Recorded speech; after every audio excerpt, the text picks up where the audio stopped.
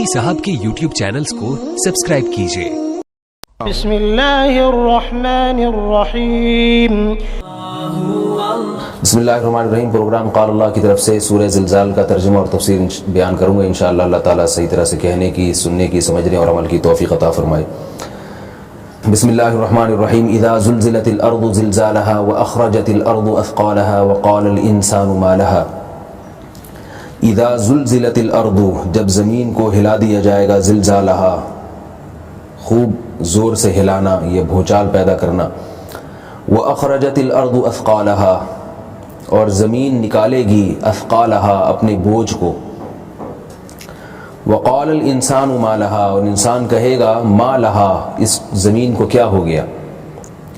यौमइज़िन तुहद्दिसु अख़बारहा, ये वो दिन होगा जिस दिन ज़मीन बयान करेगी, तुहद्दिसु बयान करेगी, अख़बारहा अपनी ख़बरों को। यौमइज़िन तुहद्दिसु अख़बारहा बिअन्न रब्बका औहा लहा, इसलिए कि उसके रब ने औहा लहा, तेरे रब ने औहा लहा वही की होगी उस ज़मीन को, यानी तेरे रब ने ज़मीन को ये हुक्म दिया होगा कि वो अपनी ख़बरों को बयान कर दे। यौमइज़िन यसदुरुन्नासु अश्ताता, ये वो दिन होगा, यसदुरुन्नासु, जिस दिन लोग लौटेंगे, अश्ताता, गुरोह दर गुरोह। फमन यामल, बस जिस शख्स ने किया, मिस्क़ाल ज़र्रतिन, एक ज़र्रे के बराबर, खैरन, नेकी का काम, यरा, यानी यरहू, उस काम को वो अपनी आंखों से देख लेगा।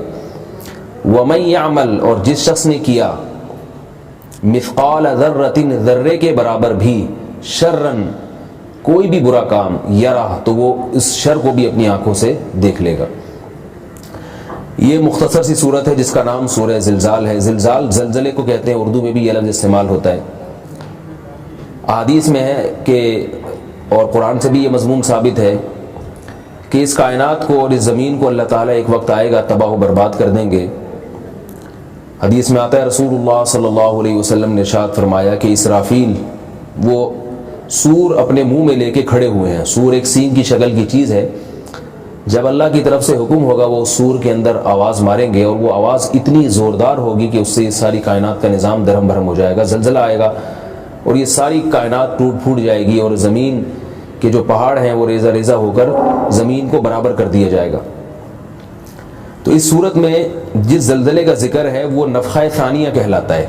जब पहली दफ़ा सूर फूंका जाएगा तो ज़मीन टूट फूट के बराबर हो जाएगी, और इस पे बसने वाले जितने इंसान हैं सबको मौत वाक़ई हो जाएगी, यहाँ तक कि फ़रिश्तों को भी मौत वाक़ई कर दी जाएगी।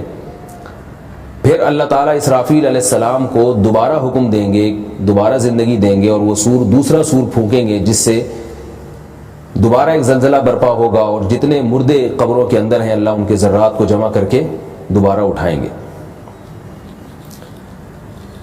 इन दो सूर के दरमियान कितना वक्फा होगा, तो हज़रत अबू हुरैरा रज़ी अल्लाह ताला अन्हु से मरवी हदीस में है कि उन्होंने नबी सल्लल्लाहु अलैहि वसल्लम से पूछा तो आपने फरमाया 40।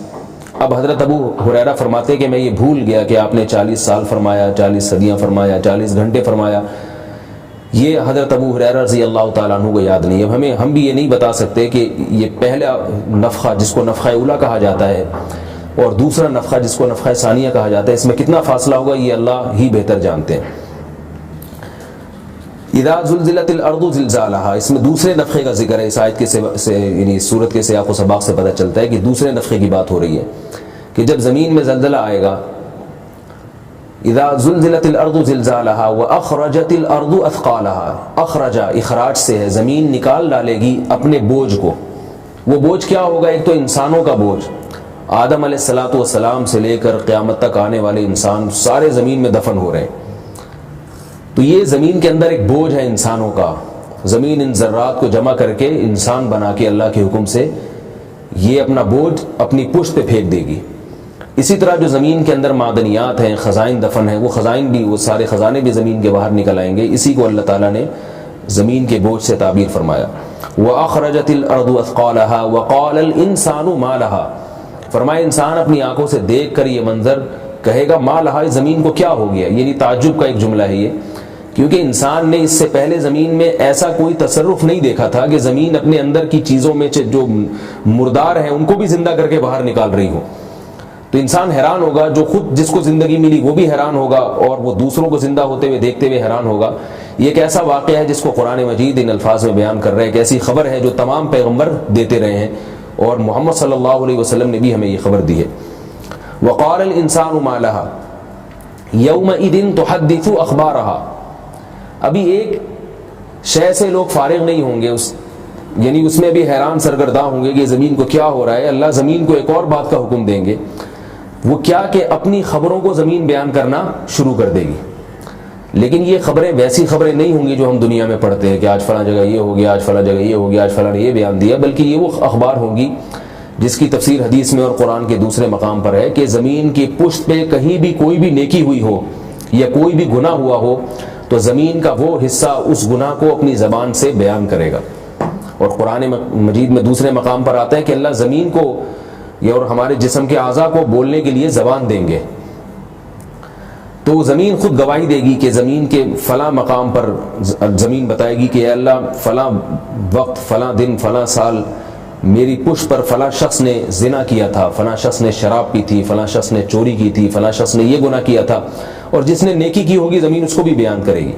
تبھی ہمارے بہت سے اکابر اور اسلاف ایسے گزرے ہیں جو کسی ایک جگہ کھڑے ہو کر نماز نہیں پڑھتے تھے، بلکہ وہ نمازوں میں جگہیں بدلتے رہتے تھے تاکہ زمین کے بہت سارے حصے ہمارے سجدوں کی قیامت کے دن گواہی دیں۔ ہم نے دیکھا ہے کہ ہم بعض بزرگوں کے ساتھ کبھی تفریح کے لیے کسی جنگل کی طرف یا بیابان کی طرف جانا ہوا تو وہ وہاں نماز کا بہت زیادہ اہتمام کیا کرتے تھے، نفل نماز کا۔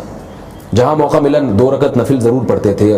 اس کی وجہ بھی وہ یہ بیان کرتے ہیں کہ بھئی یہ ایسی جگہ ہے جہاں انسانوں کے قدم نہیں آتے، تو ہم یہ چاہتے ہیں کہ قیامت کے دن زمین کا یہ حصہ ہماری نماز کی گواہی دے، تو اس کا اہتمام کرنا چاہیے انسان کو۔ یومئذ تحدث اخبارها بان ربک اوحی لها۔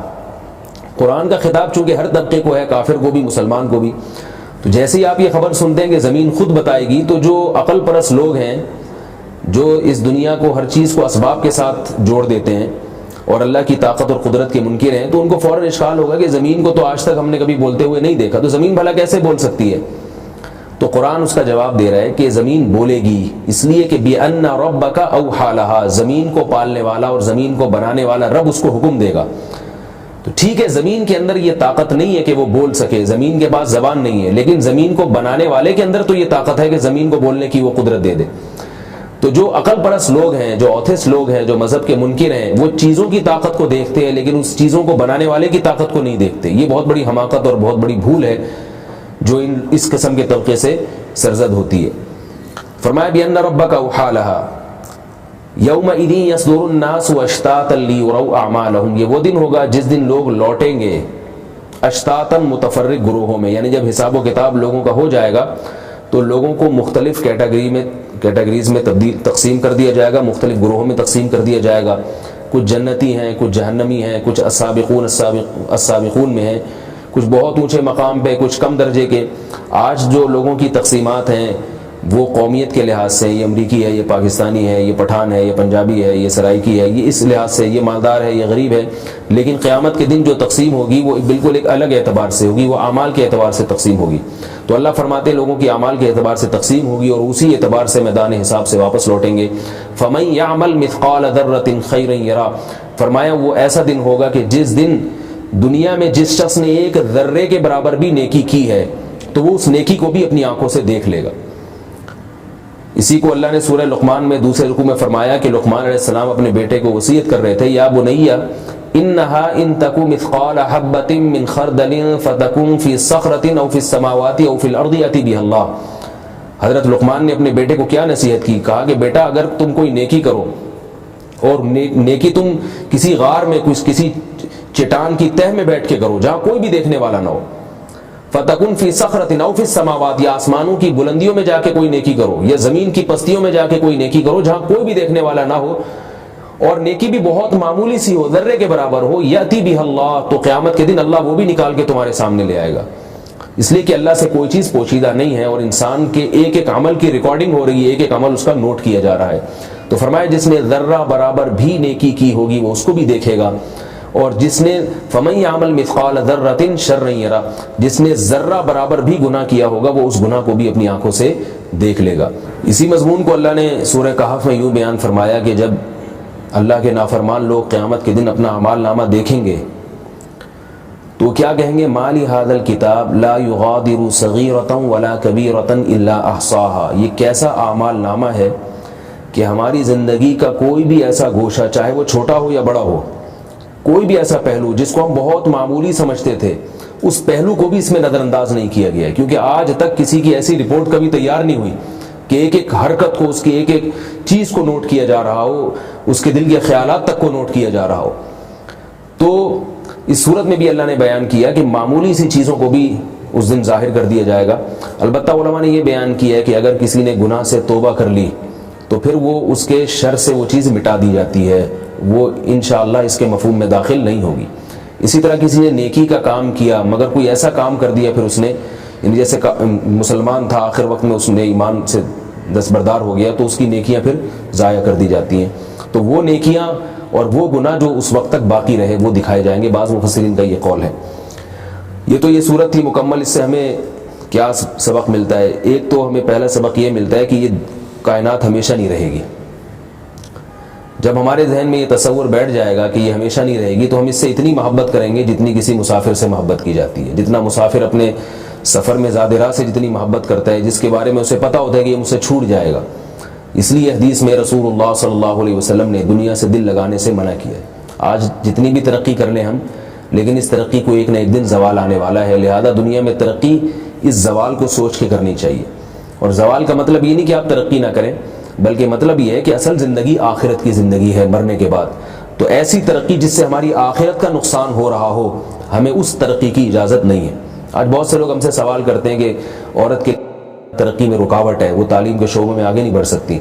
اس کا اصل جواب تو یہ ہے کہ پردہ کسی چیز میں رکاوٹ نہیں ہے، وہ تمام شعبوں میں بڑھ سکتی ہے. لیکن اگر بالفرض رکاوٹ ہو بھی تو بھی عورت کو پردہ کرنا پڑے گا، اس لیے کہ اسلام میں آخرت کی ترقی اصل ہے، دنیا کی ترقی اصل نہیں ہے.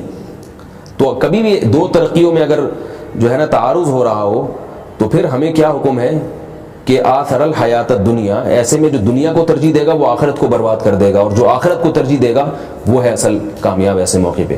تو یہ بات خوب سمجھ لیجئے کہ اسلام کا کوئی حکم بھی ترقی میں رکاوٹ نہیں ہے. لیکن اگر بالفرض وہ رکاوٹ بن رہا ہو تو مسلمان کو ایسی ترقی کی قطعی اجازت نہیں ہے جس سے اس کے مذہب کی مخالفت لازم آ رہی ہو، کیونکہ اصل ترقی آخرت کی ترقی ہے. اور اگر کافر اسلام کے اصولوں کو توڑ کے ترقی کرتا ہے تو اسے آپ کرنے دیں، کیونکہ اللہ تعالیٰ اس کی ترقی کو بھی تباہ و برباد کرنے والے ہیں. اس میں ہمیں احساس کمتری کا شکار نہیں ہونا چاہیے.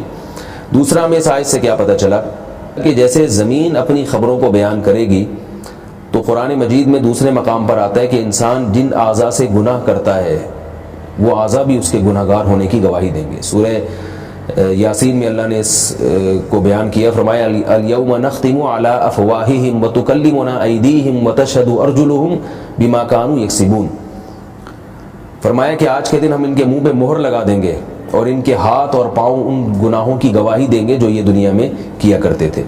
تو انسان کو چاہیے کہ وہ اپنے آپ کو کبھی بھی تنہا نہ سمجھے. اگر وہ تنہائی میں بیٹھ کے بھی گناہ کر رہا ہے تو اسے یہ احساس ہونا چاہیے کہ ہم اپنے ہاتھوں سے اپنے پاؤں سے ان گناہوں کو نہیں چھپا سکتے. یہ ہاتھ اور یہ پاؤں ہی کل ہمارے خلاف گواہی دیں گے. قرآن مجید میں آتا ہے کہ یہ جو نافرمان لوگ اپنے ہاتھوں اور پاؤں سے قیامت کے دن خطاب کر کے کہیں گے کہ ہم نے تمہیں خوش کرنے کے لیے یہ گناہ کیے تھے، تم ہمارے خلاف گواہی کیسے دے رہے ہو؟ تو وہ جواب میں کہیں گے انطقنا اللہ الذی انطق کل شیء، کہ آج ہمیں بولنے کی طاقت اسی نے دی ہے جس نے تمہیں دنیا میں بولنے کی طاقت دی تھی. تو اللہ کے اس عذاب سے ڈرنا چاہیے اور گناہ کو ہلکا نہیں سمجھنا چاہیے، اور کبھی بھی اپنے آپ کو تنہا سمجھ کے گناہوں پر جری نہیں ہونا چاہیے. اللہ تعالی ہم سب کو سمجھنے کی، عمل کرنے کی توفیق عطا فرمائے. مفتی صاحب، میرا پہلا سوال آپ سے یہ ہے کہ شب قدر کی رات اگر کسی کی موت واقع ہو جاتی ہے تو اس کو شہید کا درجہ ملے گا، یا اس کی موت کا، اس رات میں موت آنے کا کوئی فضیلت ہے ایسی کہ اس سے اس کا درجہ بلند ہوگا کہ نہیں؟ اس رات کسی کی موت واقع ہو جاتی ہے تو کیا اس کو شہید کا مرتبہ ملے گا یا فضیلت ہے؟ کوئی شہید والی روایت تو ہماری نظر سے نہیں گزری کہ کسی کی اس رات موت واقع ہوتی ہے تو شہید ہے. اور میرے علم میں ایسی بھی کوئی روایت نہیں ہے کہ اس رات کسی کی موت ہو تو اس کی بخشش ہو جائے گی. میرے علم میں نہیں ہے. میں دعویٰ نہیں کرتا کہ کوئی روایت ہے ہی نہیں، لیکن میرے علم میں نہیں ہے. لہذا یقینی طور پر تو کچھ بھی میں نہیں کہہ سکتا. البتہ یہ ضرور ہے کہ یہ چونکہ فضیلت کی رات ہے، لہذا اس رات کی موت کی بھی انشاءاللہ فضیلت ضرور ہوگی، کیونکہ اللہ کی خاص رحمت اپنے بندوں کی طرف متوجہ ہوئی ہے. تو یہ اللہ کی رحمت سے بہت بعید ہے کہ اس رات کسی کو اللہ موت دیں اور اس کے ساتھ کوئی خصوصی کرم کا معاملہ نہ کریں، یہ اللہ کی رحمت سے بہت بعید ہے۔ جیسے زندوں کے ساتھ خصوصی کرم کا معاملہ ہو رہا ہے تو اللہ کی رحمت سے امید ہے یعنی جو اس رات مرنے والے لوگ ہیں ان کے ساتھ بھی اللہ کا کرم ہوگا، لیکن یہ ضروری ہے کہ وہ موت اچھی ہوئی ہو۔ اگر کوئی اس رات گناہ کرتے ہوئے مر گیا تو میں نے جیسے درس کے دوران بتایا کہ اس رات نیکی کا مرتبہ جیسے بڑھ جاتا ہے تو گناہ کا مرتبہ بھی تو بڑھ جاتا ہے نا۔ تو اگر بری موت ہوئی ہے تو پھر ہم اس کے بارے میں یہ نہیں کہہ سکتے کہ اس رات میں اگر کوئی گناہ کرتے ہوئے مرا ہے تو اس کے ساتھ بھی اللہ بخشش کا معاملہ کریں گے۔ یہ شریعت کے قواعد اور اصول اس کے مخالف ہیں، بلکہ اس رات اگر کسی کی گناہ کرتے ہوئے موت واقع ہوئی تو اس میں زیادہ عذاب کا بھی خطرہ ہے۔ اللہ تعالی ہم سب کو بری موت سے ہمیشہ محفوظ رکھے۔ مفتی صاحب، میرا دوسرا سوال آپ سے یہ ہے کہ آپ نے اپنے بیان میں، آپ کے بیان ہم سنتے ہیں تو اس میں آپ نے شب بارات کی جو احادیثیں بتائی تھیں اس میں ضعیف احادیثوں میں آپ نے بتائی تھی کہ اس رات ہر شخص کی مغفرت ہو جاتی ہے سوائے اس کے جو دل میں کینہ بغض رکھتا ہے۔ تو میرا آپ سے سوال یہ ہے کہ شب قدر کی رات کے حوالے سے کوئی ایسی احادیث ہے جس میں یہ بتایا جائے کہ اس رات جو ہے فلاں بندے کی مغفرت ہو جاتی ہے اور فلاں بندے کی نہیں ہوتی، ایسی کوئی احادیث واضح ہے تو آپ بتا دیں۔ اچھا سوال ہے آپ کا کہ حدیث میں 15 شعبان کے بارے میں آتا ہے کہ جو اس رات میں بغض رکھے گا کسی مسلمان بھائی سے اس کی مغفرت نہیں ہوتی، تو کیا لیلۃ القدر کے بارے میں بھی ایسی روایت ہے؟ حقیقت یہ ہے کہ لیلۃ القدر کے بارے میں ایسی صحیح روایت ہے، 15 شعبان کے بارے میں ایسی کوئی صحیح روایت نہیں ہے۔ تو لیلۃ القدر کے بارے میں یہ حدیث میں آتا ہے کہ سب کی مغفرت ہوتی ہے سوائے اس شخص کے جو کسی مسلمان سے ناحق کینہ رکھتا ہے۔ کینے سے بڑا ظاہر ہے ناحق کینہ رکھنا ہی، تو اس لیے لیلۃ القدر آنے سے پہلے اپنے اختلافات کو بھی ختم کرنے کی کوشش کرنی چاہیے تاکہ خام خواہ کا بغض اور عناد وہ ہماری مغفرت میں رکاوٹ کا ذریعہ نہ بنے۔ مفتی صاحب، میرا یہ تیسرا سوال آپ سے یہ ہے کہ اس رات میں، شب قدر کی رات میں جتھے بنا کر عبادت کرنا، مسجدوں میں مجمع لگانا، کیا ایسا کرنے میں شریعت اجازت دیتی ہے کہ نہیں؟ دیکھیں، شریعت جب ہمیں کسی بات کا حکم دیتی ہے تو جن کیفیات کے ساتھ اس کام کو کرنے کا حکم دیا ہمیں انہی کیفیات کے ساتھ اگر کریں گے تو ثواب ملے گا۔ اس میں اپنی طرف سے رد و بدل کریں گے تو وہی نیک عمل بدعت بن کے گناہ کا سبب بن جائے گا۔ جتنی بھی مبارک راتیں ہیں اسلام میں، رمضان کا تو پورا آخری عشرہ ہی مبارک ہے، لیلۃ القدر کی تو اضافی فضیلت ہے، باقی رمضان کے آخری عشرے کو باقی پورے سال کی راتوں پر فضیلت حاصل ہے۔ یعنی اگر کسی کو لیلۃ القدر نہ بھی ملے رمضان میں، آخری عشرے کی عبادت بھی مل گئی تو یہ بھی بہت بڑی فضیلت ہے، لیکن اس عبادت کو انہی کیفیات پر کیا جائے گا جن کیفیات پر نبی صلی اللہ علیہ وسلم نے کیا اور صحابہ نے کیا اور ہمیں حکم دیا۔ وہ کیا تھی؟ نمبر 1، جتھے بنا کے نہیں، نفل نماز بھی جماعت کے ساتھ اس میں لوگوں کو دعوت دے کے پڑھنا یہ بدعت عمل ہے۔ جماعت سے فرض نماز میں ہے، جمعے اور عیدین میں ہے، اگر آپ نفل میں لوگوں کو دعوت دے کے جمع کرتے ہیں کہ نفل نماز ہو رہی ہے تو یہ عمل بھی بدعت بن جائے گا۔ اس لیے امام ابو حنیفہ رحمہ اللہ تعالیٰ کے نزدیک 4 آدمیوں سے زیادہ کی نفل جماعت مکروہ ہے۔ یعنی آپ اگر تہجد کی نماز پڑھ رہے ہیں تو ایک امام ہو گیا، 3 مقتدی ہو گئے، چوتھے کو ناپسند کیا گیا، کیونکہ پھر یہ ایک بہت اجتماع کی ایک کیفیت بن جاتی ہے جو رسول اللہ صلی اللہ علیہ وسلم سے نفل کے بارے میں ثابت نہیں ہے۔ تراویح میں ثابت ہے، تراویح چونکہ عام نوافل سے ہٹ کر ہے، تو عام نوافل میں، عام تہجد میں آپ صلی اللہ علیہ وسلم لوگوں کو جمع کر کے جماعت باقاعدہ اہتمام کے ساتھ نہیں کرایا کرتے تھے۔ انفرادی نماز پڑھتے تھے، اس میں اگر کوئی آپ کی اقتدا کی نیت کر لیتا تھا تو پیچھے کھڑا ہو جاتا تھا۔ تو اگر 3 سے زیادہ بھی ہو جائیں لیکن اتفاقی طور پر ہو گئے تو اس کی بھی گنجائش اگر کوئی مفتی دیتے ہیں، کوئی عالم دیتے ہیں تو اس میں بھی غور کیا جا سکتا ہے، لیکن لوگوں کو جمع کرنا کہ آج ہمارے ہاں شب قدر منائی جائے گی، تمام محلے والوں سے اپیل ہے یا گزارش ہے یا ان کو ترغیب ہے کہ وہ تمام حضرات مسجد میں آئیں اور عبادت کریں، یہ عمل ناجائز ہے، اس کے ناجائز ہونے میں دو رائے نہیں ہو سکتی۔ البتہ اتفاقی طور پر اگر لوگ اس دن مسجد میں جمع ہو جاتے ہیں جیسے کہ عام طور پر ہوتے ہیں تو اس میں کوئی حرج نہیں ہے۔ یہ تو ایک یقینی بات ہے کہ گھر کی عبادت نفل نماز میں یہ مسجد کی عبادت سے بہتر ہے۔ گھر میں اگر کوئی نوافل پڑھتا ہے تو مسجد میں پڑھنے سے، نوافل فرائض مسجد میں پڑھنے کا ثواب زیادہ ہے، نوافل گھر میں پڑھنا زیادہ افضل ہے۔ لیکن بعض لوگوں کی مجبوری ہوتی ہے، گھر میں ان کا دل نہیں لگ رہا ہوتا، تو اگر وہ مسجد میں بھی آ کے پڑھ لیتے ہیں تو بھی ٹھیک ہے۔ لیکن اجتماعی جتھوں کی شکل میں اجتماعی عبادات کرنا یا لوگوں کو ترغیب دے کے مسجد میں ان کو بلانا کہ آج مسجد میں آ جائیں اور اسپیکر پہ یا کسی بھی طریقے سے، یہ عمل شریعت میں پسندیدہ نہیں ہے۔ اس رات عبادت کی ترغیب دی جائے گی اور لوگوں کو یہ بتایا جائے گا کہ عبادت کریں، جو اپنے گھر میں کریں یہ زیادہ ثواب ہے، مسجد میں کوئی آ کے کرنا چاہے تو بھی ٹھیک ہے، اس سے زیادہ نہیں ہم کہہ سکتے کچھ۔ مفتی صاحب آپ سے چوتھا سوال یہ ہے کہ شبینہ جو مسجدوں میں ہوتا ہے اس کی شرعی حیثیت کیا ہے؟ شبینہ کرنا چاہیے؟ یہ جو مسجدوں میں نفلی شبینہ ہوتا ہے اور اس کی باقاعدہ جماعت ہوتی ہے، ایسا کرنا چاہیے کہ نہیں؟ شبینہ جو 3 راتوں میں قرآن مجید کو ختم کیا جاتا ہے، یہ بذات خود تو ایک جائز عمل ہے، قرآن پر کبھی پابندی نہیں ہے، لیکن جس طرح سے ہمارے ہاں یہ رسم ادا کی جاتی ہے اور قرآن کو بغیر سمجھے پڑھا جاتا ہے اور اتنی اسپیڈ کے ساتھ، رفتار کے ساتھ، یہ قرآن کے ساتھ ایک قسم کی توہین ہے۔ مٹھائیاں رکھی ہوئی ہوتی ہیں، کھانے پک رہے ہوتے ہیں اور کچھ 2-4 آدمی امام کے پیچھے کھڑے ہوتے ہیں، باقی سارے دیکھ رہے ہوتے ہیں تماشا۔ تو ایک انٹرٹینمنٹ کا ایک ذریعہ بنا لیا اس کو، اس میں عبادت کی روح نہیں ہے، اس لیے اس کو ختم کر دینا چاہیے۔ اتنا قرآن پڑھنا چاہیے جتنا آپ تسلی سے، اطمینان سے پڑھ سکتے ہیں۔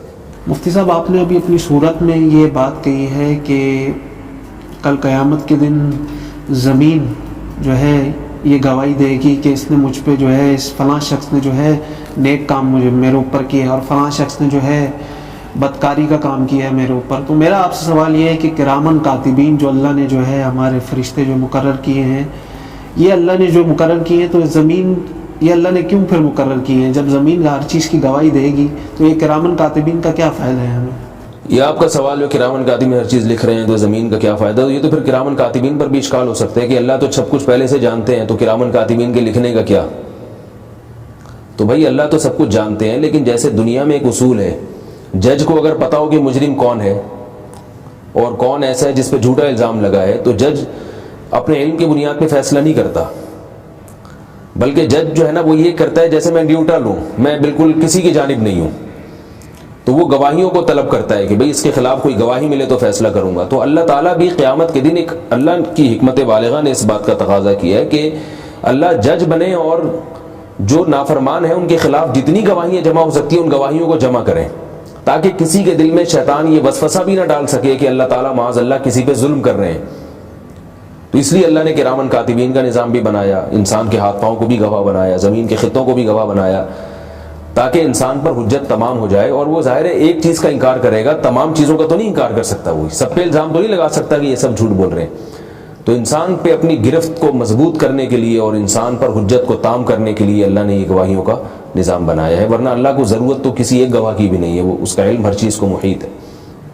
تو یہ حکمت ہے اس میں۔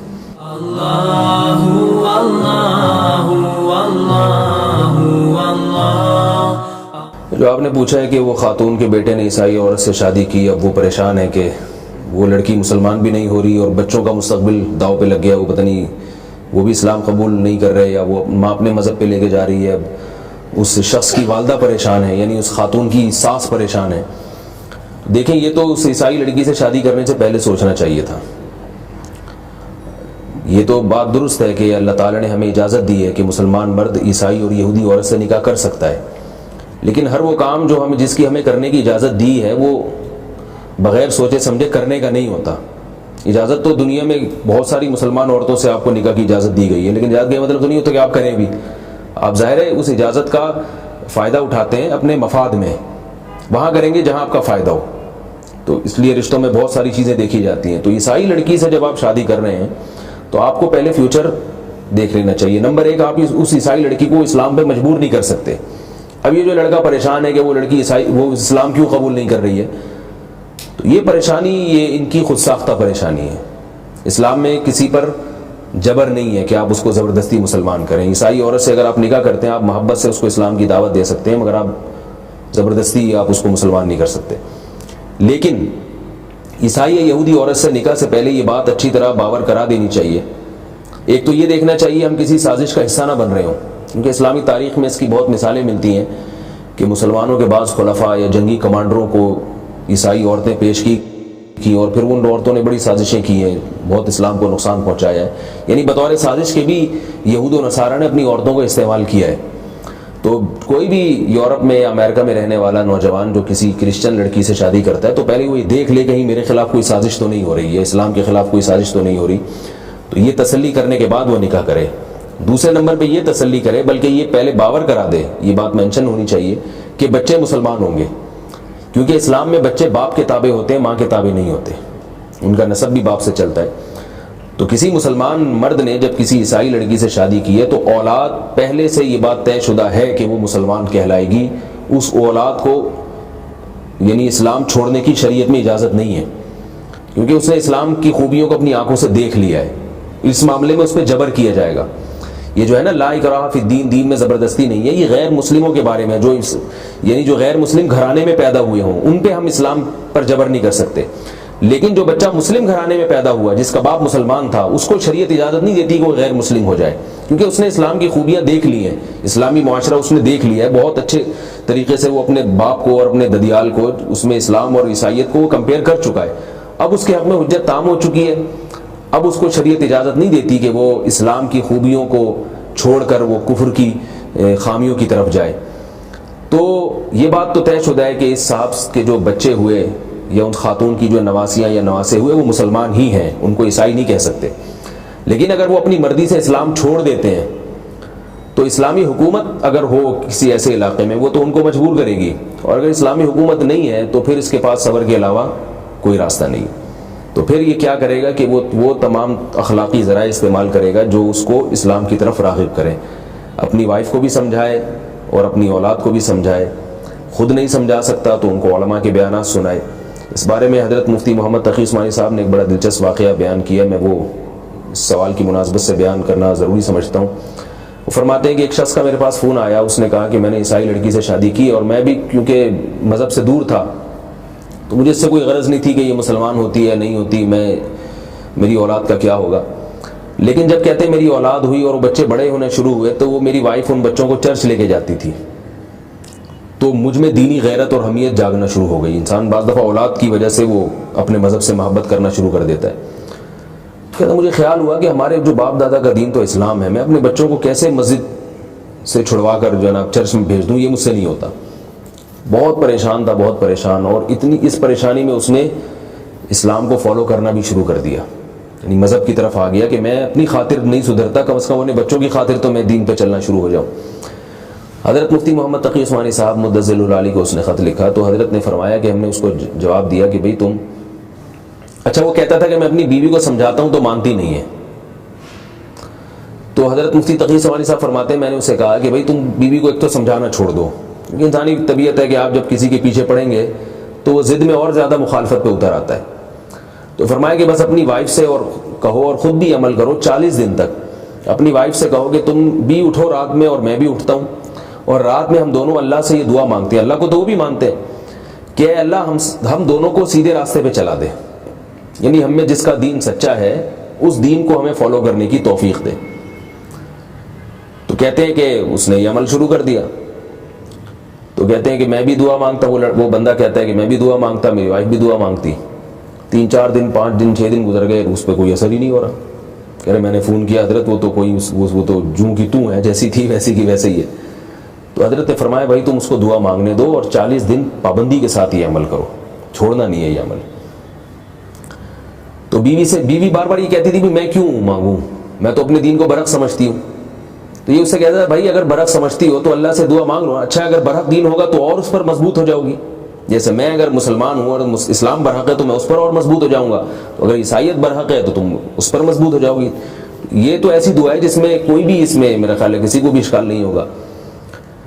کہتے ہیں جب کئی دن گزر گئے تو ایک دن وہ ڈرائیونگ کر رہی تھی اور میں اس کے ساتھ بیٹھا تھا، تو راستے میں گاڑی روک کر اسٹیئرنگ پہ اپنا سر رکھ کے پھوٹ پھوٹ کے رونے لگی اور کہنے لگی کہ میں اسلام قبول کرنا چاہتی ہوں. تو یہ بڑا خوش ہوا، بالآخر اس لڑکی نے اسلام بھی قبول کیا اور بچوں کو چرچ سے ہٹا کے مسجد میں لگایا ہے، بچوں کو حافظ قرآن بنایا. بڑا ماشاءاللہ ان کے اچھی یوٹیوب پہ ہی ان کی کارگزاری موجود بھی ہے. تو میں ان کو بھی یہی نصیحت کروں گا کہ بھائی اب جو ہو چکا وہ تو ہو گیا، وہ ریورس نہیں ہو سکتا. زبردستی کریں گے تو پھر وہ اور دین سے دور ہوں گے. تو اس کا حل یہی ہے کہ اپنی وائف سے بھی وہ کہیں کہ بھائی تم بھی دعا مانگو. اس کو فورس نہ کریں اسلام پر، بلکہ اس کو کچھ بھی نہ کہیں، بس اس سے کہیں کہ تم دعا مانگو کہ اللہ جو ان دونوں مذہب میں سے جو مذہب برحق ہے تو مجھ پر اس کی حقانیت کھول دے. تو اگر اس عورت کے دل میں ذرہ برابر بھی ہدایت کا جذبہ ہوگا یا وہ ہدایت کی متلاشی ہوگی تو انشاءاللہ اللہ تعالیٰ اس کو اسلام کی روشنی سے متعارف کریں گے. جب وہ دین پر آ گئی تو پھر اولاد تو والدین کے تابع ہوتی ہے. اور اگر خدا نہ خواستہ اللہ نہ کرے اس مشن میں وہ کامیاب نہیں ہوتا تو بچوں کو پھر محبت سے سمجھاتا رہے، ان کو اسلام کی خوبیاں بتاتا رہے. اس میں لب و لہجہ طنزیہ نہیں ہونا چاہیے، کسی مذہب پہ آپ کیچڑ نہ اچھالیں، طنز نہ کریں. کو بتائیں بیٹا یہ بھی ہے لیکن اسلام میں یہ ہے، اسلام توحید کا مذہب ہے، تو اسلام کی یہ تعلیمات ہے کہ بھئی حضرت عیسیٰ ابن مریم اللہ کے بیٹے نہیں ہیں، اللہ تو لم یلد ولم یولد، اللہ تو نہ کسی کو جنتا ہے.